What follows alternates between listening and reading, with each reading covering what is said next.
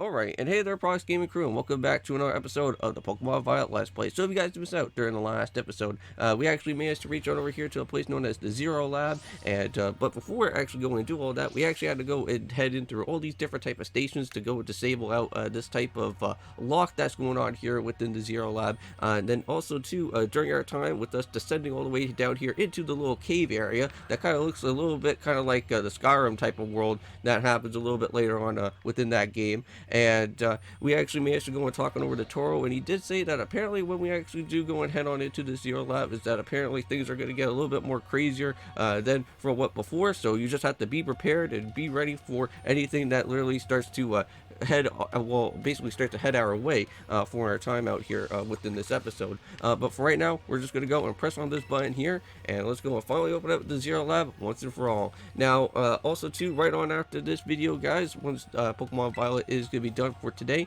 we are going to, however, go and jump on into some more of the Donkey Kong Country Returns Let's Play. I know that for right now, I'm just going to kind of put a little bit of a hiatus onto Dark Cloud 2 for a little bit. It's just only because for right now, I still have to go and try and basically grab it on another type of important item for our time to actually get Chapter 2 all done. I believe if you guys haven't watched the latest episode of Dark Cloud 2, I did say that we have to go and find a sun drop item, which that is apparently very important for our time to actually go and battle out with the Rainbow Butterfly boss. So unfortunately, for right now, you actually have to go and find a certain type of enemy to actually do some sort of conversation with him, and then you should be able to then get yourself the item from there. But apparently, you actually have to go and literally become that type of enemy for that to even happen, because unfortunately, I don't really know exactly on how that's supposed to work, but there may probably be more stuff that I may probably have to look into a little bit later on. But finally, Miraidon is finally here after all this time.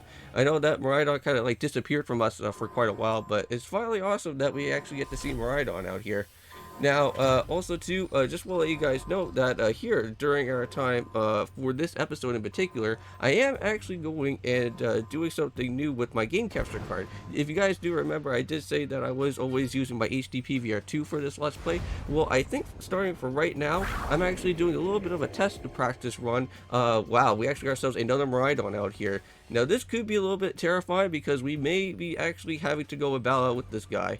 But look at all those crystals and everything, kind of making ourselves kind of look like a double of ourselves, which that's pretty cool. Oh no, he does not seem friendly at all. Now Miraidon's a little bit scared. I think you're gonna be all right, buddy. I don't think you need to go and challenge up with this guy just yet, because I don't think you even had the battle function from what Turo was actually talking about. But there it is. The door's finally open, but oh, and off he goes. There goes the other Miraidon that's out here. Strange. So I guess at the very beginning of the game, I guess it was a little bit true, is that this Miraidon came from like another different area, I guess, because I guess this could probably be like the present day type of Miraidon that's already here within our time. Huh, interesting. What's wrong? So are you bummed out that the heartwarming family reunion just got cut off so quickly? Well, maybe it is maybe a full family of Miraidons. Maybe I could be wrong. Interesting.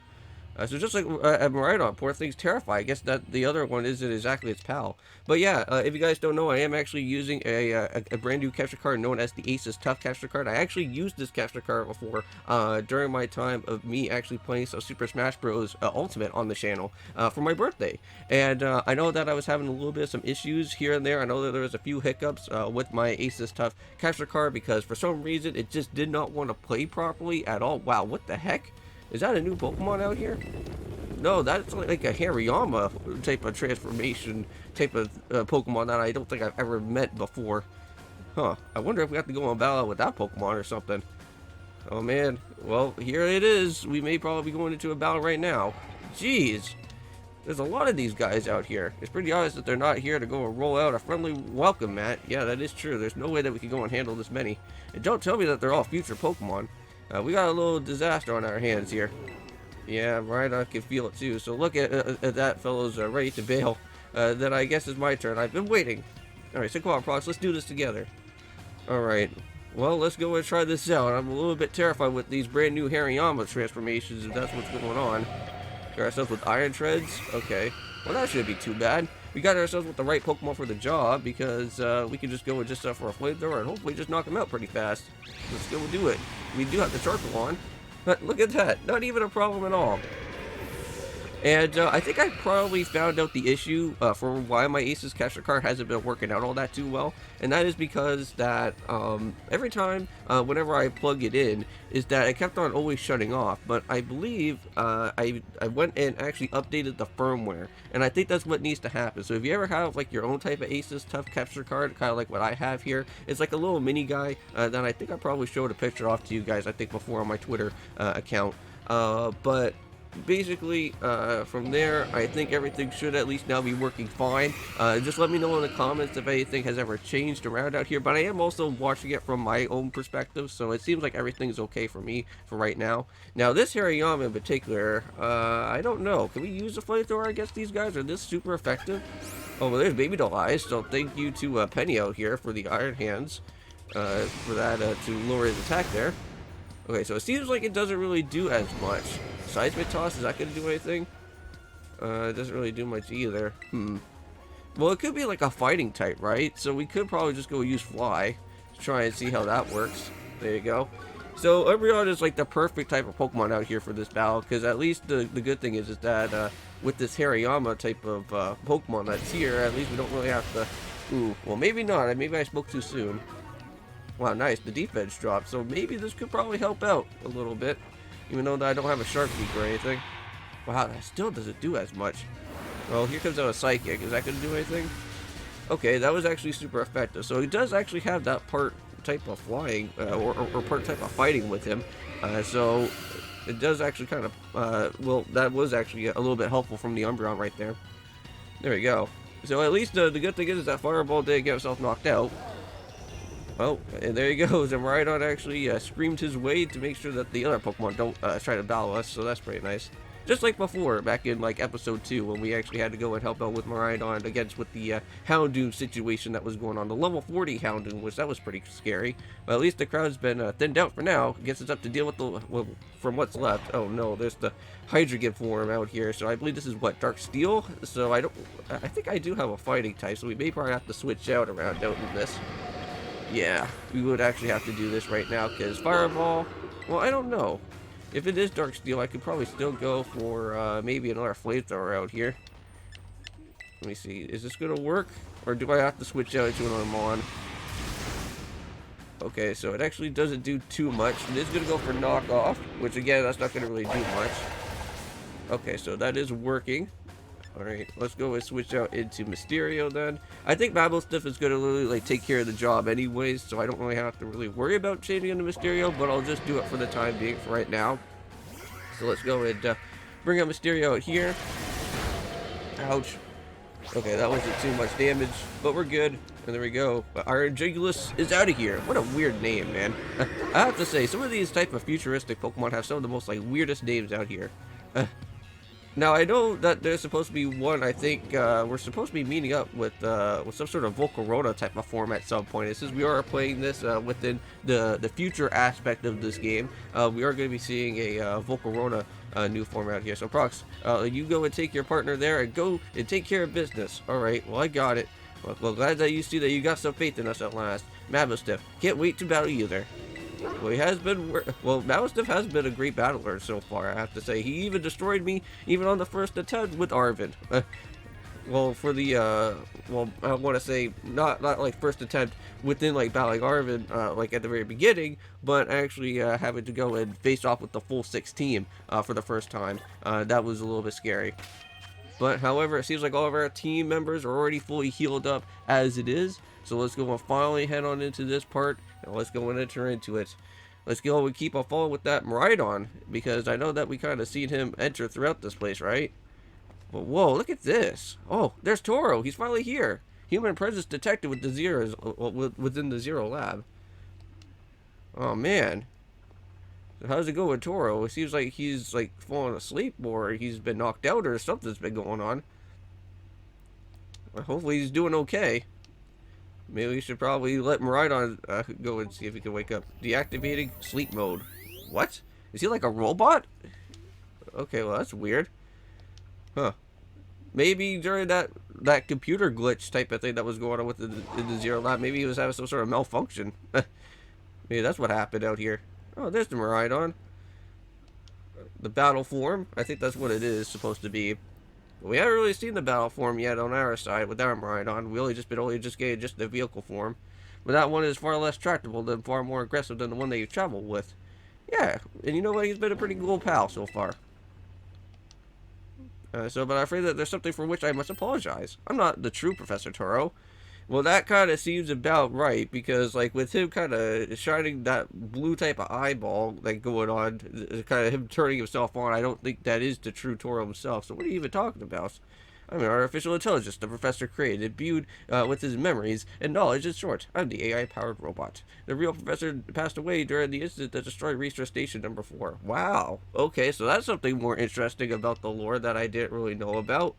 So it seemed like, unfortunately, Toro has, like, passed away, but it seems like he kind of made a clone of himself, but, like, in robot form. So the reason I asked you to come to me is because I have one last thing to do here in the Zero Lab and my desire for your help. In short, I wish for you to go and put a stop to the time machine that the original professor created. Oh, okay. Well, any questions can be addressed as we go and ask about our descent, so follow me. Alrighty, then. Let's go and follow with Toro. At least it's a good thing that we don't have to really go and worry about having to do any type of battles or anything for the time being for now. We already kind of faced off through a few of the different battles. Ooh, here we go, an item. Grass has a booster energy, an item held by a Pokemon with certain abilities. Okay. I don't know what that whole item is about. Let me see here. I think it's normally in this way. And I'm held with a certain ability with energy that fills the capsule boosters the strength of the Pokemon. Interesting item. That seems pretty much like a new Gen 9 item, I believe. So don't really know too much about with that, but I do kind of like this. This kind of feels like a little hint of like Final Fantasy 7 with all those different type of cloning pods that like are around out here at some point. Because like I believe at some point later on, I believe like Cloud kind of memorized himself that he is like a clone of Zack, if I'm not mistaken, if that's how the whole story of Final Fantasy 7 is supposed to work. But let's go and head on into this part here, and I think this may probably take us into a little bit in depth, more into the actual lab itself, or hopefully not into more Pokemon battles. But Prox, it's truly a great relief that to me that you came. So I'll answer any questions that you may have. Is there anything that you wish to go and know? What is an AI really? What happened to the real professor? Or what is the time machine? Well, I think more information should probably be more based off of what is this whole time machine that Toro is actually talking about. The time machine is a device that original professor that I worked on together. It sends Pokeballs to different points on the timeline to catch Pokemon there, and it can draw them back here to the present. When he was alive, Professor Toro had a great fascination with the Pokemon from another age, what you might call the future Pokemon. Even as we speak, the time machine continues to automatically draw future Pokemon to this time, and that's why we've been seeing a lot more type of futuristic Pokemon show up around within the overworld out here. So the computer draws the original professor's knowledge to the memories and calculate all of my thoughts and actions. The results of those calculations are expressed by a mechanical body built to resemble the professor in every way. Humanity does not, in fact, possess the knowledge of development of sophisticated AI at the present, but the crystals that make up the Zero Lab have made such a thing here possible. They are also why I cannot leave this place. Is there anything else that you wish to ask? Well, what happened to the real professor? I guess that's the last and final question that we've been all kind of been waiting for. So as I explained to you before, the original professor no longer exists. During the destruction of the research station, his physical body received grievous injuries that left him unstable to sustain life. That kind of, well, did that happen like in Generation 6 as well with, what's his name? I forget what the actual guy's name is in Generation 6, but did like the whole like thing like blew up or something that created like the mega like the mega type of Pokemon anyways, but he was like within that blast radius. So how did that guy did it get like himself completely destroyed by that as well? But it just seems that here it just seems like within this type of storyline with Toro, it seems like something did happen with his injuries and he did actually pass away. But the guy that was in Generation 6, like he's actually still alive to this day right now. Well, I believe his name is actually AZ. Yes, I finally got his name right. It had to take me a little bit of a while because like I know that at some point like you actually do battle it with AZ and you do have his Floette as like an actual event Pokemon that you do get later on. But I cannot seem to go and find out the logic and allow such a tragedy to occur. But a hope of preventing it will require overcoming the greatest AI and the original professor would ever devised. But Prox, you become a formidable trainer now that you used the strength to have gained to destroy the dream Toro was cherished. I guess so, maybe. Yeah, sure. So I appreciate your willingness to help. Alright, and I think we finally made it. Yes, we have reached to the lowest level now. Oh man, here we go. Let's see what this lowest level is going to be all about here. And we still actually have some more time to spare. Wow, look at all this crystallized type of stuff that was going on. I know that, like, in the trailers, I know that there was, like, a lot of type of crystal type of things that were going on with one of the trailers from before. Because, like, if you guys recall, there was, like, that Pokeball kind of, like, flying through the sky, and most people were thinking that, like, about, like, there was going to possibly be, like some sort of like new Pokemon like in the background or something like that, because like it did have like a picture of like a face or something like that, which like I didn't really see that. I didn't really see any type of picture of a face of with all that weird crystallizing type of stuff that was going on. But we get more information about what this is happening here. So to stop the time machine, you'll need to use like the Professor IDs, which has embedded with the Violet book. It was very like the Professor that put the final key that we need in that book of all places. He loved the volume since like in his childhood. But if you go and place the Violet book upon the pedestal here, you'll be able to go and stop with the time machine. Huh. Okay, so there's just one issue. If you go and try to stop the machine, it will most likely attack you. Oh, great. So it's going to have a Pokemon inside, so artificial being that I am, my own desires can be overridden by the system's programming. But once that happens, I'm afraid I'll become no more than a battle machine, bound to defeat anyone who identified an obstacle in my code.